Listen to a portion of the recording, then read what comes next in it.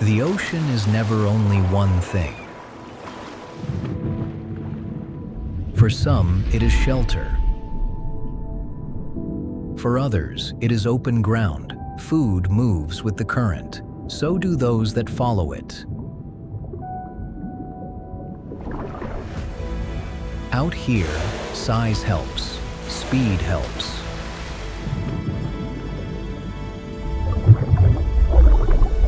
But none of them guarantee anything.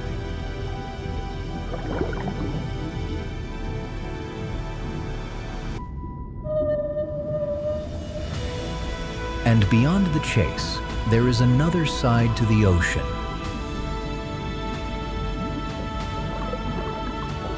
Different strategies. Animals that survive without being seen at all.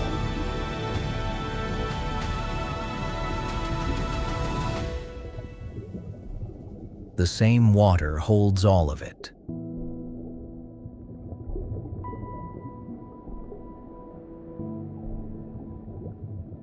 A great white shark moves along a stretch of coastline where the water turns cold and rich with life, following the edge of a kelp bed rather than cutting straight through open water. Sharks like this one spend most of their time doing exactly this, covering ground, reading the water rather than chasing anything in particular. Its upper body is a dark, flat gray, almost blending with the water when seen from above. The underside is pale, close to white. Seen from below against the light, the outline softens. Seen from above against the darker water and seafloor, it can be harder to pick out. Together, the two tones reduce the shark's contrast against its surroundings. Much of what a great white relies on happens before it ever gets close. Smell can help it follow traces carried through the water, while vision becomes especially important once prey is within sight. At close range, sensory organs around the snout can also detect the weak electrical signals produced by living animals. These systems overlap, giving the shark more than one way to locate and judge what is ahead.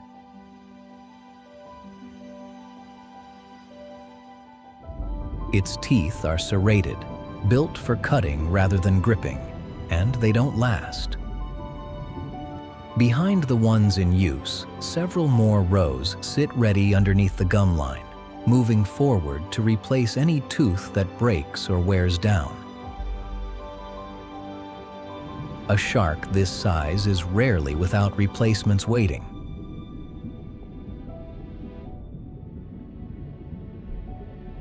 Growth changes what a great white eats. Younger sharks generally take fish and rays. Prey easier to overpower at a smaller size.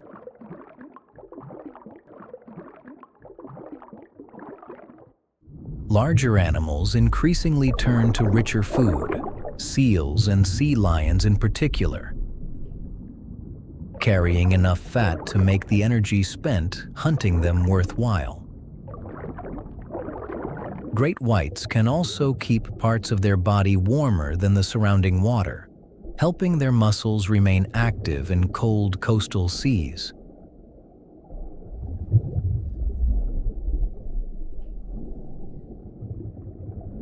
Ahead, a stretch of rocky shoreline gives way to open water past the kelp line. A sea lion moves through it alone, well beyond the shallows, in water deep enough for a shark to approach from below. The shark changes course.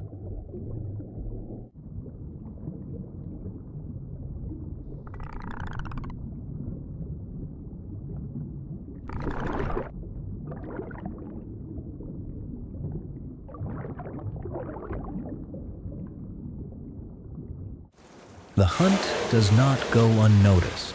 Nearby, A group of orcas begins moving toward the same stretch of water, drawn by the activity around the kill. Their approach is slow at first, but the distance closes quickly.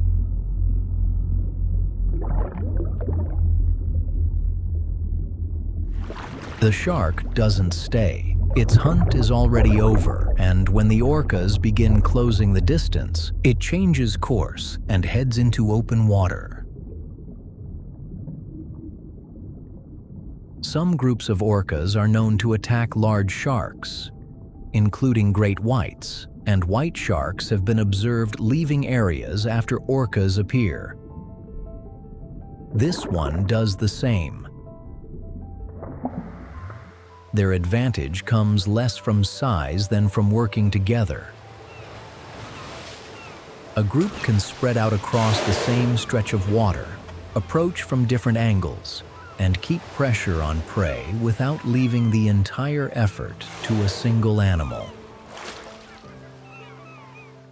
That coordination changes depending on where the orcas live and what they've learned to hunt. Some populations spend most of their time chasing fish, working together to push a school into a tighter group before feeding through it. Others specialize heavily in marine mammals, seals, sea lions, and other warm-blooded prey. In some regions, certain groups also go after large sharks. These methods are learned. Young orcas grow up alongside experienced hunters, watching the same techniques used again and again until they begin taking part themselves. Over time, different groups can develop hunting habits that look very different from those of orcas living somewhere else. Farther out, a mother humpback whale moves alongside her calf, keeping close as they travel through deeper water. A young calf is smaller, slower, and less experienced than an adult. For several orcas working together, that can make it vulnerable. The group begins to close in from more than one direction. The mother stays close to the calf, shifting her position as the distance between them narrows. The orcas fail to separate the calf from its mother. Each time they approach, she closes the space between them, keeping her body near the calf and making another attempt more difficult. Eventually, the group breaks away. The calf remains beside her. A few moments later, mother and calf surface together. 2 breaths, a short pause. Then they slip beneath the water again. Young calves need to surface more frequently than adults, and for these first months, much of their movement remains closely tied to the mother.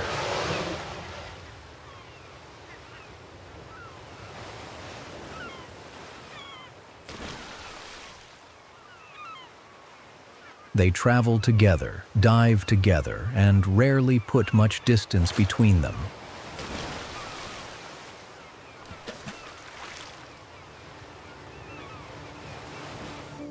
The calf is still growing quickly. Its mother's milk is rich in fat and provides much of what it needs during a period when it has limited ability to feed or protect itself.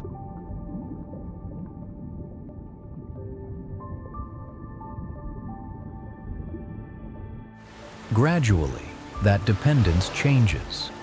The calf becomes stronger, stays underwater for longer, and begins matching more of the movements of an adult whale.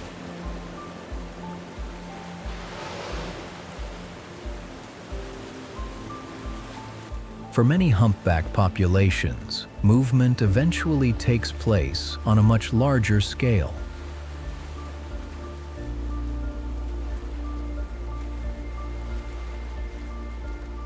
Across the year, whales may travel thousands of kilometers between warmer breeding areas and colder waters where food is more concentrated.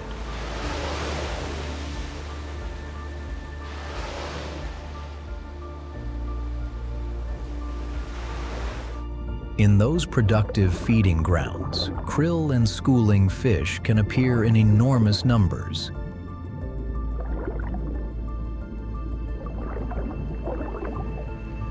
Much of the energy gathered there will have to last through months when feeding becomes far less frequent.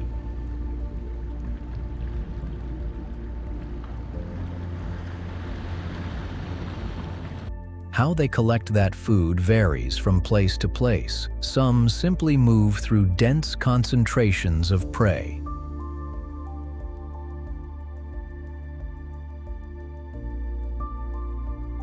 In certain populations, several whales work around a school of fish together.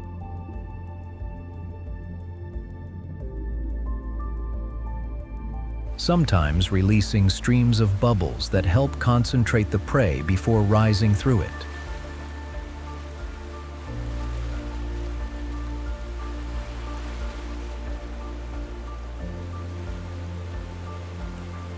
For an animal this large, feeding can still depend on very small things, gathering in very large numbers.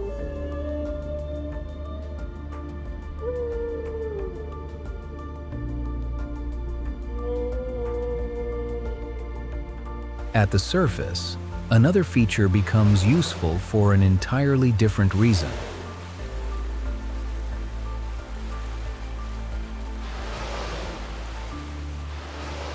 Before a deeper dive, a humpback often raises its tail clear of the water.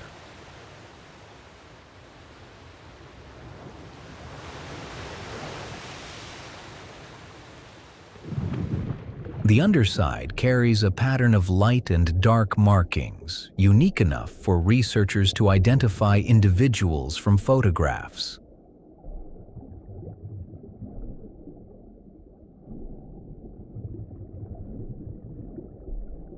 The same whale can be recognized years later, sometimes after traveling across vast stretches of ocean.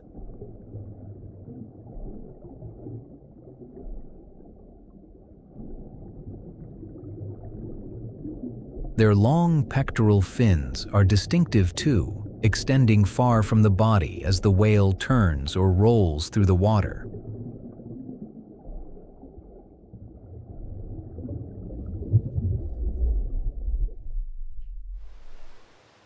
At the surface, they may be slapped against the water, just as the tail sometimes is. The exact purpose of these behaviors can vary, and some of what they communicate is still uncertain.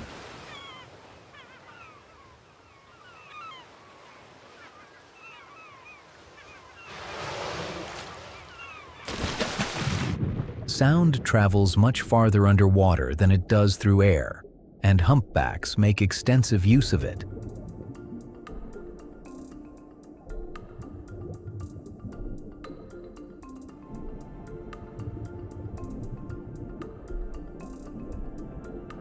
Adult males in breeding areas produce long sequences of repeated phrases that can continue for extended periods.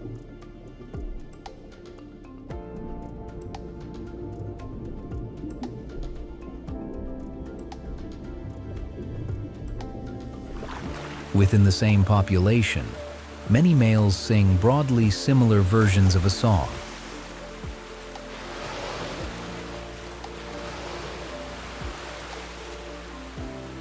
Those songs change over time, with new phrases appearing and spreading until what is heard in one season may sound noticeably different later.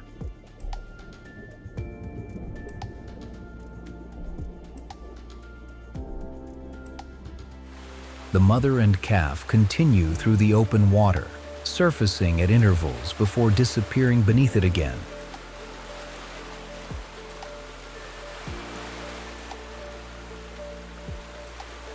There is little urgency now.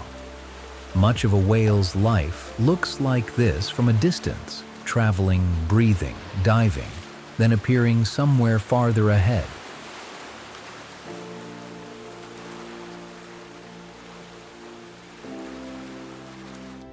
As the water becomes shallower, the bottom begins to come into view.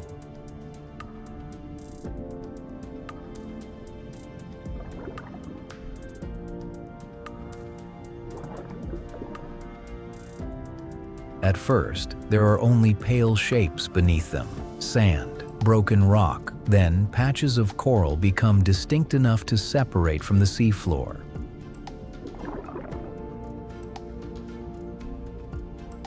The whales pass overhead and continue beyond the reef, leaving the clearer water below.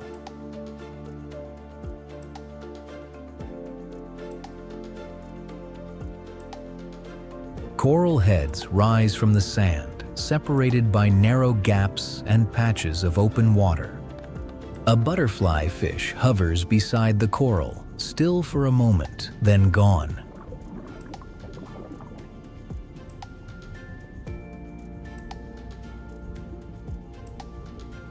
Just off the reef edge, the water clears enough to see the whole scene laid out. Ridges of coral in orange and pale green, small caves where the light doesn't quite reach, and fish moving through it all like they know exactly where they're going. Most of them do.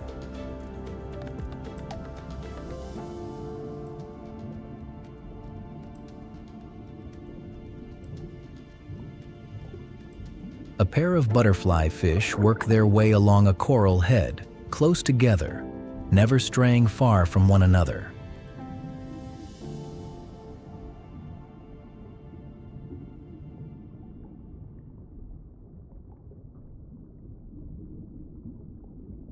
Many species pair up this way and stay paired for years, patrolling the same stretch of reef, almost like it belongs to them. In a sense, it does.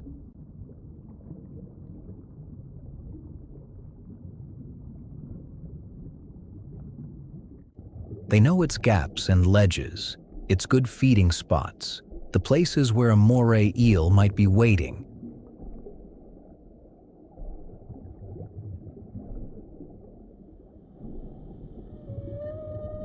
Their bodies are flat, almost paper-thin from the front, which lets them slip sideways into narrow gaps between coral branches that would stop a rounder fish cold.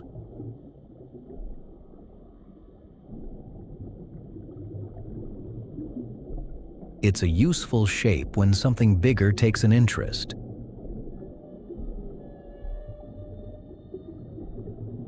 Feeding is slow, careful work. Butterflyfish have long, narrow snouts built for reaching into crevices most other fish can't get into, picking at coral polyps, worms, the odd bit of algae.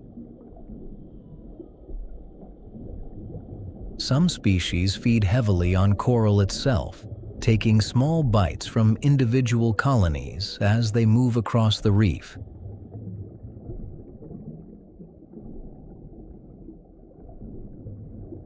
It's less hunting than grazing, a kind of slow browsing across a reef that never quite runs out of things to offer, at least not on a healthy one.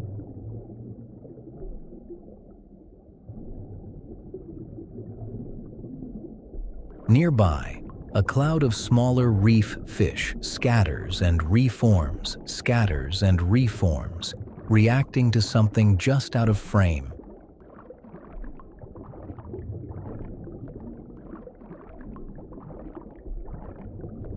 The reef is never quite still. There's a constant low traffic of fish crossing paths, some ignoring each other completely, some keeping a careful distance. One thing that stands out on a butterflyfish, if you look closely, is the dark spot near the tail, and the real eye, much smaller, often disguised by a stripe running through it.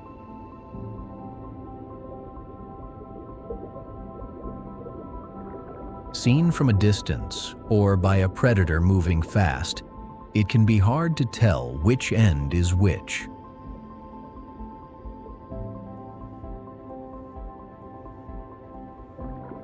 A fish that looks like it's facing the wrong way buys itself an extra half second when something lunges. On a reef, half a second is not nothing.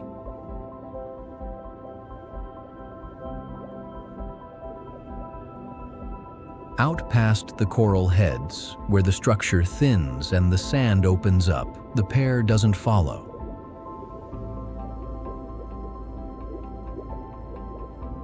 Open ground offers nowhere to hide, and butterflyfish rarely test it. They stay close to cover, moving from one coral formation to the next, rarely more than a few body lengths from somewhere to disappear.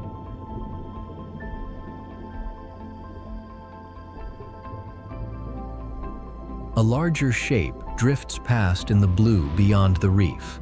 A reef shark, unhurried, not hunting anything in particular right now.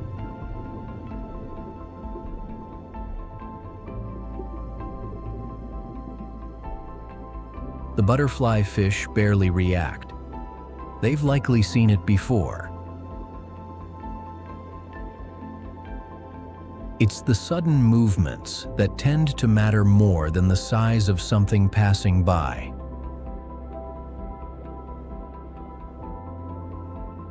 By afternoon, the light through the water has shifted, softer now, catching the reef from a lower angle.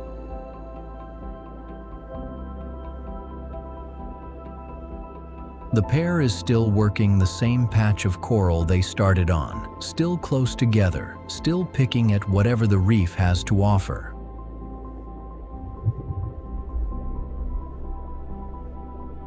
Nothing dramatic has happened. Nothing needs to. They move on to the next coral head, and the water closes quietly behind them.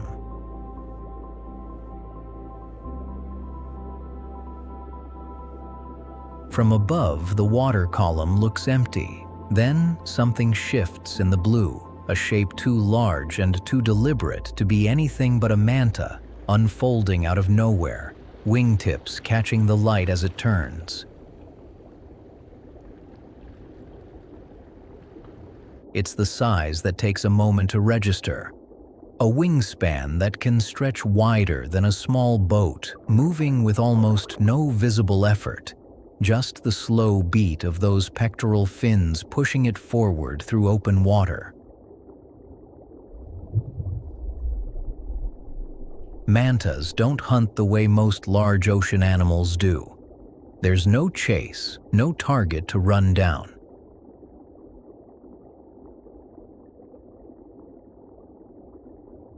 Instead, they follow the water itself, tracking currents that concentrate plankton into thick, drifting clouds, copepods, fish eggs, tiny shrimp-like creatures. Nothing an eye could pick out individually, but enough together to be worth the effort.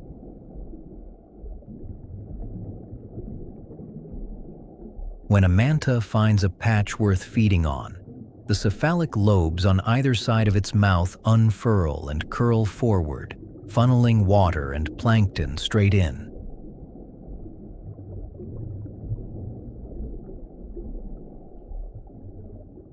It's an oddly precise piece of engineering on an animal that otherwise looks built for open space rather than fine control. The manta banks, loops back through the same patch of water, sometimes barrel rolling through the densest part of the cloud again and again rather than moving on.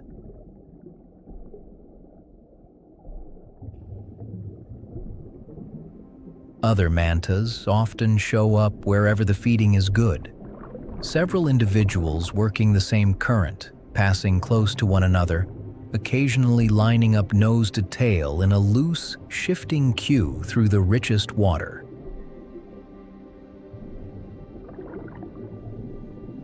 It isn't cooperation exactly. It's more that good plankton is rare enough that everyone capable of finding it ends up in the same place at the same time.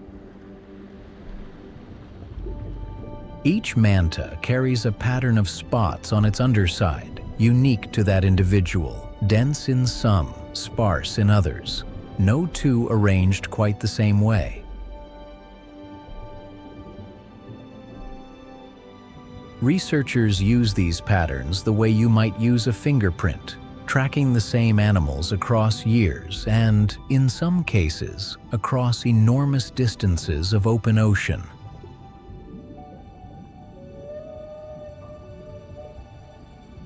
Away from the plankton blooms, mantas visit reef structures for a different reason entirely. Small wrasse and other cleaner fish gather at particular spots on the reef, and mantas will slow almost to a stop above them, hovering in place while the smaller fish pick along their skin and gill slits, removing parasites the manta can't reach on its own.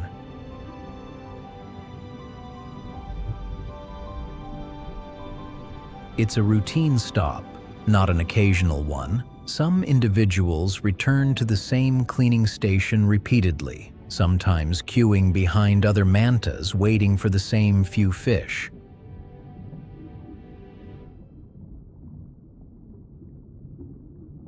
For an animal this size, the brain is unusually large relative to its body, larger than in most other fish.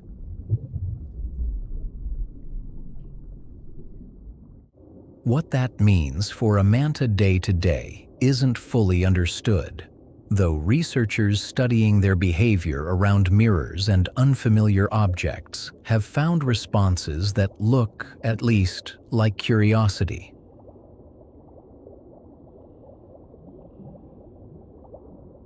Little about a manta's life is fixed to one place.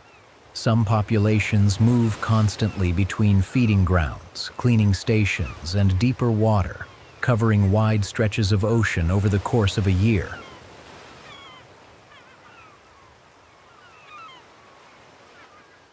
Others stay closer to a single reef system, returning to it season after season.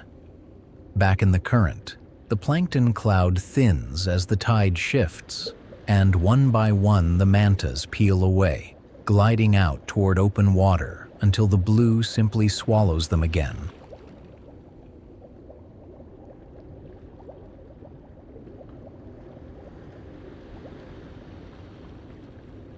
The current thins out and the water goes still. Below, the reef gives way to a stretch of broken coral rubble and sand, unremarkable, the kind of ground a camera might pass over without pausing.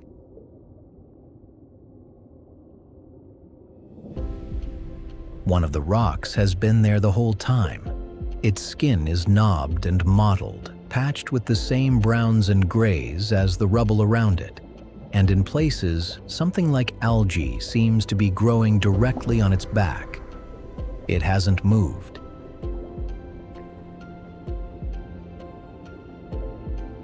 It doesn't look like it's going to. Stonefish spend most of their time exactly like this, settled into the sea floor and waiting, relying on stillness rather than distance to stay hidden. Some let sediment collect on their skin. It only helps the disguise.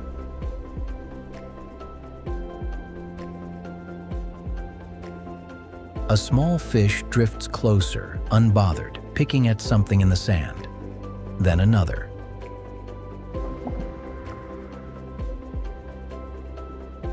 Neither shows any sign of noticing the shape beside them. The strike, when it comes, is almost too fast to follow.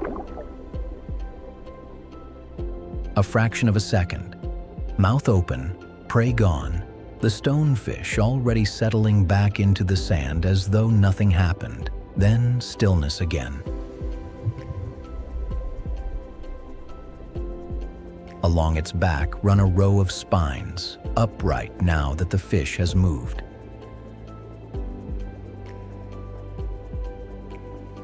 They carry a venom capable of causing serious pain, and, in some cases, more than that, released only if something presses down hard enough to trigger them. a foot on the reef flat, a hand reaching into the wrong crevice. It isn't aggressive, it doesn't chase, and it doesn't defend territory.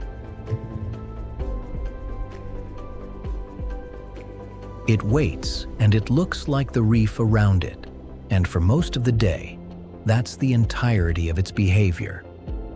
The current moves on. The rock stays where it is.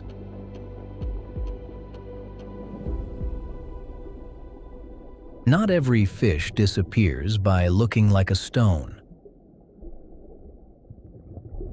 A cluster of coral rubble streaked with rust and pale green, filaments of algae swaying slightly in the current. Look again, and one section of it has an eye. Scorpionfish don't rely on a single uniform shape the way a stonefish does. Their outlines are broken up instead, ragged skin flaps, small projections above the eyes, blotches and mottling that vary considerably from one species to the next. Some settle among coral rubble, others tuck themselves against sponges or algae-covered rock, matching whatever texture surrounds them closely enough that the edge of the fish becomes genuinely hard to find. It isn't stillness alone doing the work here. It's the pattern itself, broken and irregular enough that a predator or a small fish drifting past reads the shape as reef rather than animal. Large pectoral fins spread out along the bottom, sometimes propped against the rock like a resting hand, adding to the impression of something growing there rather than something alive. Many species stay close to this kind of structure for most of their lives, rarely venturing into open sand where there's nothing to disappear into. Look at the same patch of reef for a few seconds longer and the shape starts to separate from the background. A ridge that turns out to be a fin, a shadow that turns out to be an eye, patterns within patterns that never quite settle into a single, obvious fish. This one fish solves the same problem without hiding among anything at all. A flat stretch of open sand, empty as far as the camera can see. Then the outline of a body becomes just visible, flattened almost to the seafloor itself, its pattern shifting to match the grain and color of the sand beneath it. Flounders spend their adult lives lying on one side, both eyes on the same side of the head, facing up into the water. It's not how they start out. As a flounder develops, one eye gradually moves across the skull to join the other until the fish that hatched looking fairly ordinary ends up flattened and lopsided, built to lie against the bottom rather than swim through open water. Peacock flounder can shift their skin tone and pattern within moments, adjusting to sand, rubble, or rock as they move across it. Half buried, with only the eyes and the curve of its outline breaking the surface, it becomes almost impossible to separate the fish from the ground it's lying on. Past the sandbank, the light begins to change. The color drains out of the water first, then the detail, until the sea floor is little more than a suggestion in the gloom. In a crack low in the reef wall, something moves, a head mostly still, mouth opening and closing at a steady, unhurried rhythm.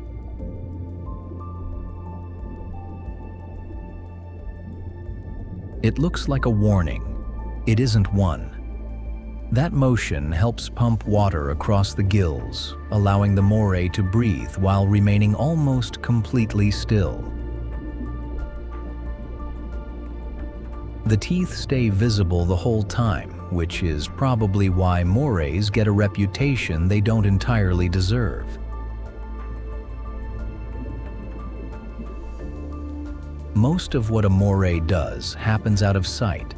The body is long and muscular, without the prominent paired fins seen on most familiar reef fish, built less for open swimming than for pushing through cracks, tunnels, and the spaces between coral or rock that would stop almost anything else that size. Wrecks work just as well as reef when there's enough structure to hide in. Eyesight isn't where a moray's advantage lies. Smell is. Moving along a channel in the rock, it works more by scent than sight, following a trail through water that's often too dark or too broken up by structure for vision to help much. When the trail leads somewhere promising, it slows and waits, only the head visible, sometimes for a long time.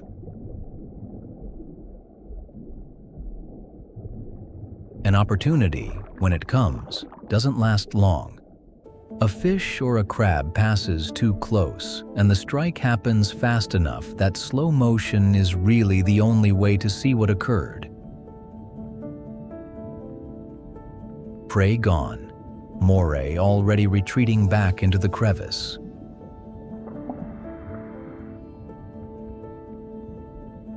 Catching something is only half the problem. Most predatory fish rely heavily on suction, opening the mouth quickly enough to pull water and prey in together.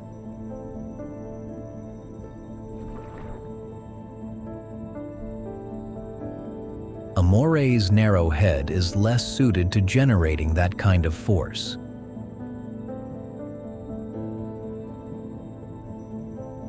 Instead, it has a second set of jaws, set farther back in the throat.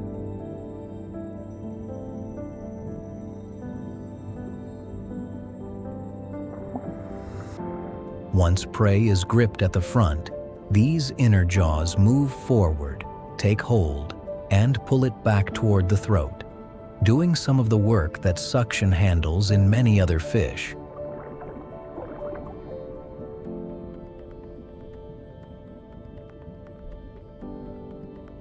It's an unusual solution to an ordinary problem, one most viewers never notice because it happens entirely inside the animal, hidden by the same jaws doing the visible biting.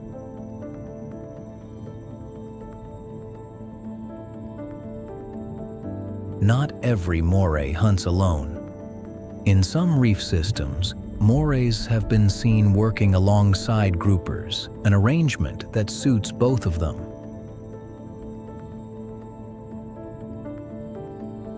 A grouper can chase prey through open water, but can't follow it into reef structure. A moray can reach into that structure, but has a limited view of what's happening outside it. Together, a fleeing fish has fewer places left to go, flushed out of a crevice by the moray, or driven into one where the grouper can't reach, but the moray can.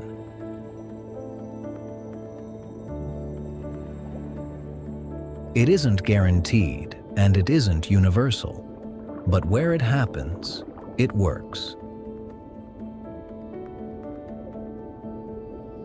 Cleaner shrimp move over a moray's head and along its jaw without much concern, picking at parasites in places the moray can't reach itself.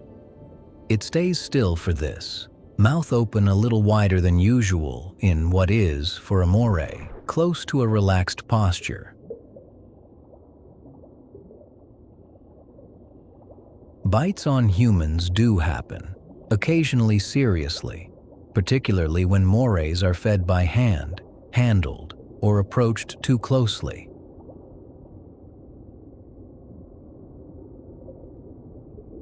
Left alone, they generally have little reason to pay attention to anything that isn't food.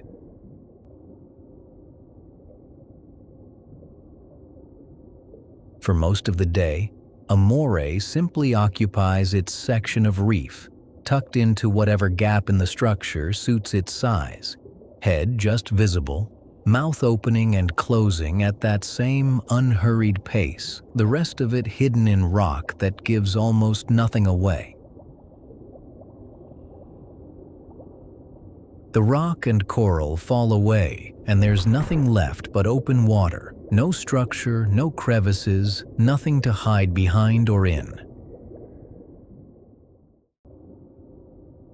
Something pale drifts through it, pulsing slowly, going wherever the current takes it more than anywhere it chooses.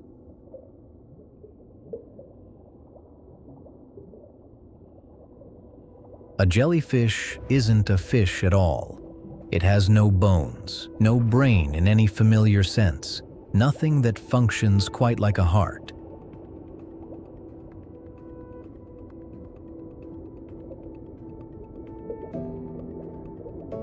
Most of its body is water, by some estimates, well over 90% in many species, held together by a soft, translucent bell that contracts and relaxes in a slow, steady rhythm.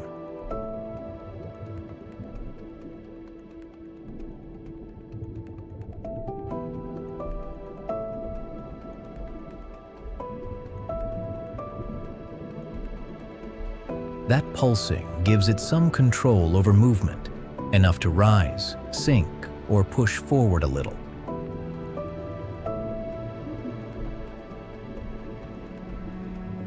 But the current still decides most of where it ends up. It isn't swimming toward anywhere in particular. It's drifting, adjusted here and there by its own effort.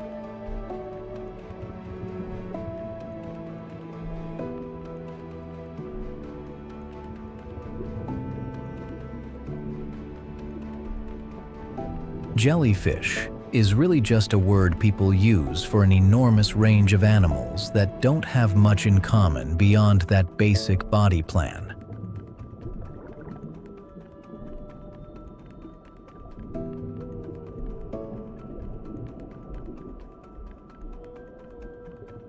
Trailing beneath the bell, tentacles carry thousands of microscopic stinging cells, coiled and ready to fire the moment something brushes against them.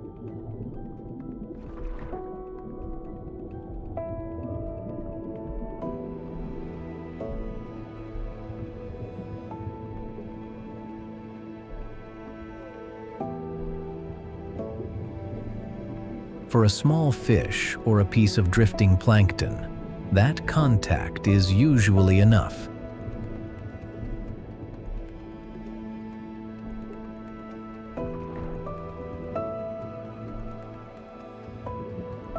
The sting delivers a toxin, the tentacle draws the prey in, and an animal with no real hunting behavior at all still manages to feed itself, one careless collision at a time.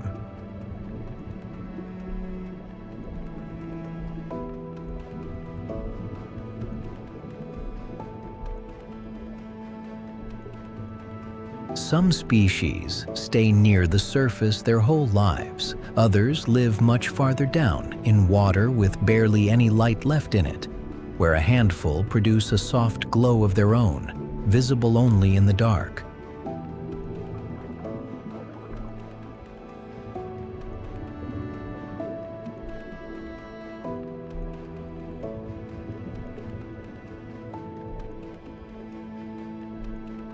Many jellyfish also begin life in a completely different form altogether, small, anchored polyps living on the sea floor, budding off tiny swimming jellyfish only later, once conditions are right.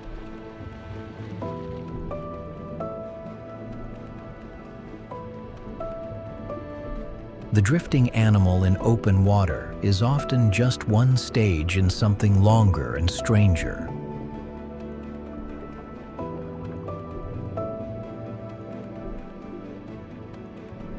When conditions align, The right temperature, the right current, enough food in the water. Jellyfish can gather in numbers, dozens or hundreds moving through the same stretch of ocean together, still each one following the water rather than each other.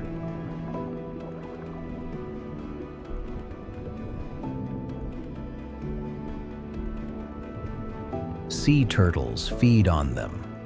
So do certain fish, unbothered by tentacles that would stop most other predators.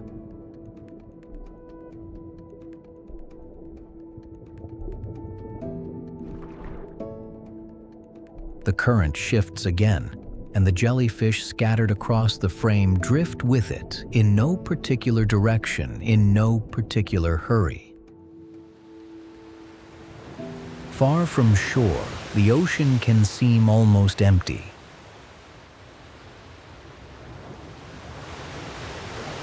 A line of light moves across the surface.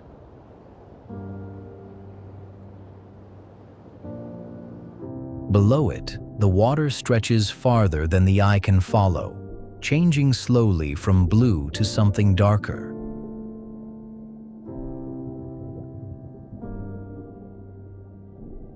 Currents cross one another without leaving any mark behind. Wind moves above them.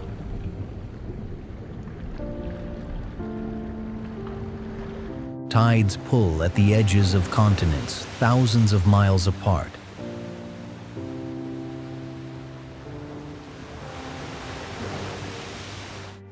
Most of what happens here passes without anyone seeing it.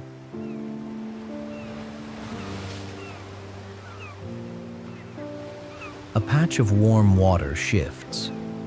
Plankton gathers somewhere else.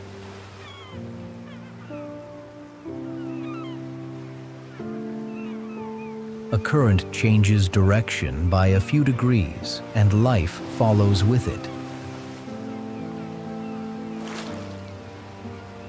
What looks still from above is constantly being rearranged.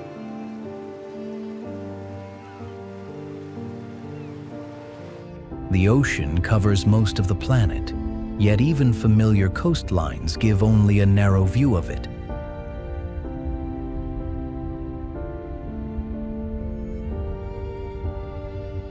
Beyond them are stretches of water rarely crossed, places where seasons arrive differently and where sunlight may never reach the bottom.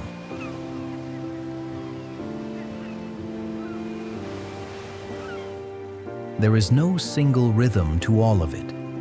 Some waters change by the hour. Others seem almost unchanged for years. And when the surface finally settles, there is little to show what has moved beneath it.